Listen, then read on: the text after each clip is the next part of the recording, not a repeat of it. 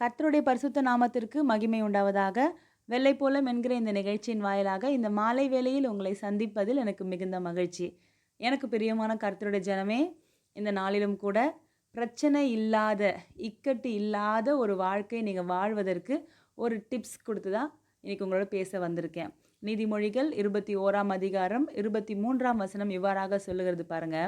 தன் வாயையும் தன் நாவையும் காக்கிறவன் தன் ஆத்துமாவை இடுக்கண்களுக்கு விலக்கி காக்கிறான்.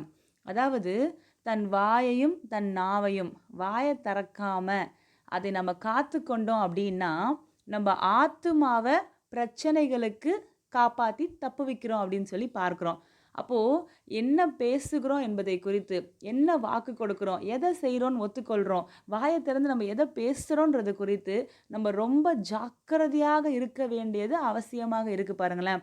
நீதிமொழிகள் 17ஆம் அதிகாரம் 28ஆம் வசனம் இவ்வாறாக சொல்லுகிறது. பேசாதிருந்தால் மூடனும் ஞானவான் என்று எண்ணப்படுவான், தன் உதடுகளை மூடுகிறவன் புத்திமான் என்று எண்ணப்படுவான்.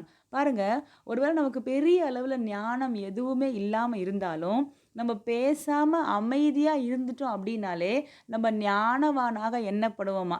அதாவது ஞானம் விளங்க பேசுகிறது ஒரு ஒரு விதங்க, பேசாமல் இருப்பதே ஞானம். நீங்கள் வேதம் நமக்கு சொல்லுது.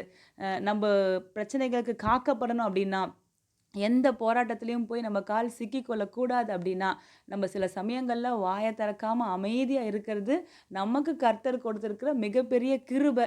அந்த கிருபையை கர்த்தர்கிட்ட கேட்டு நம்ம வாங்கி கொள்ளணும் பாருங்கள். அப்போது பிரச்சனை இல்லாத சமாதானமான வாழ்க்கையை வாழ முடியும். ஜெபிக்கலாம். பரலோக தகப்பனே, ராஜா உம்மை ஸ்தோத்திரிக்கிறோம், உமக்கு நன்றி செலுத்துகிறோம்.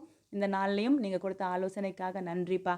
ஆண்டவரே, எங்களுடைய வாழ்க்கையில் எங்கே பேசணுமோ அங்கே ஞானம் விளங்க பேசவும், எங்கே பேசக்கூடாதோ அங்கே ஞானமாய் பேசாமல் இருக்கவும் எங்களுக்கு கிருபை தாங்க. இயேசு கிறிஸ்துவின் நாமத்தில் ஜெபிக்கிறோம் பிதாவே, ஆமீன்.